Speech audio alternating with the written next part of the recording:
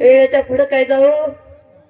हा, ती बरोबर टायमिंग पाळते माई बापा. हो, ऐका ना, ती मुलं आली, मामांच्या पुढे येऊन उभा राहिली. मग मामा त्या मुलांना म्हणतात, ए पुराण तो बाळू धनगर वय, तुम्हीच आहे.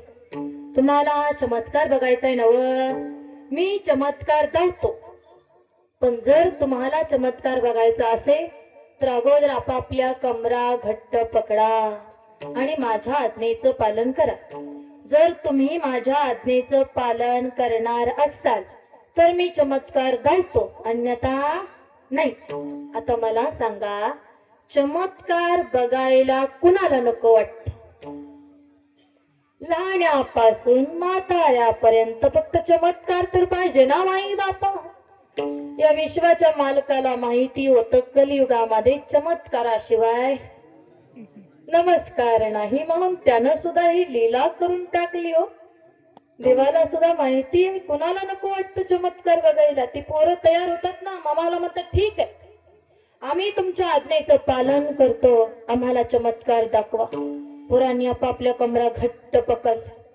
पोरांनी कमरा घट्ट पकडल्या की मामांनी त्या पोरांना आज्ञा केली की पोरांनो आपापले डोळे घट्ट मिटून घ्या. मामांनी आज्ञा केली आणि पोरांनी घट्ट डोळे मिटून घेतले. पोरांनी डोळे मिटले की माझ्या मामांनी आपलं रूप पालटलं आणि 7 फडीच्या भुजंगाचं रूप धारण केलं. मामा आनंदाने डुलू लागले, असा पुकार टाकू लागले. त्यावेळी शिंगाडीने पोरांना डोळे उघडायला सांगितले. पोरांनी डोळे उघडले, समोर बघतात तर काय, 7 फडीचा भुजंग आनंदाने डुलतोय. असा पुकार टाकतोय. अरे 7 फडीच्या भुजंगाला बघून ती मुलं घाबरली, बापू लागली, करू लागला. त्यावेळी शिंगाडीने त्या पोरांना डोळे उघडायला सांगितले. पोरांनी डोळे उघडले, पुन्हा मिटायला सांगितले. डोळे मिटले. त्यावेळी माझ्या मामाने आपलं पूर्ववत रूप धारण केलं आणि पोरांना डोळे उघडायला सांगितले. ज्यावेळी पोरांनी डोळे उघडले ना, समोर बघतात तर काय, सद्गुरू संत बाळू मामा आहे त्या पोशाखामध्ये विराजमान होते.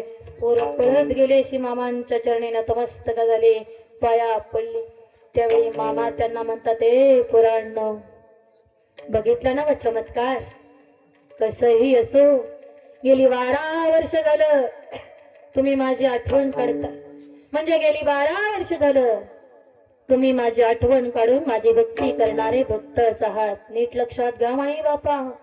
त्या लेकरांनी 12 वर्ष मामाला भेटण्याची आस मनामध्ये धरली होती.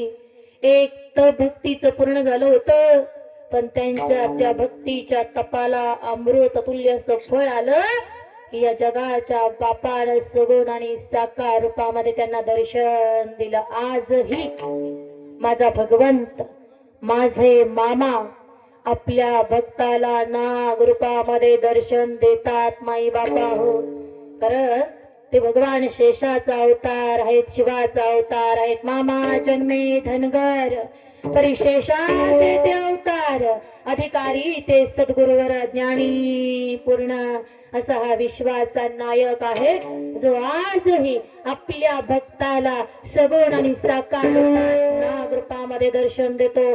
आणि ज्यावेळी माझ्या मामांचं दर्शन होतं त्यावेळी त्या भक्ताचं भाग्य उजळायला वेळ लागत नाही माई बापा. हो, उजळले भाग्य आता, अवघी चिंता वारली, संत दर्शने हा लाभ पद्मनाभ जोडीला. की आज माझ्या मामांच्या रूपानं आपल्या सगळ्याला पद्मनाभाचं दर्शन झालंय माई बापा. सृष्टीच्या मालकाचं दर्शन झालंय. जनाबाईने किती गोड आपल्याला सांगितलंय बघा ना, की या सृष्टीला व्यापून टाकणारा आत्मा आहे आणि तो एक आत्मा म्हणजे भगवंत आहे.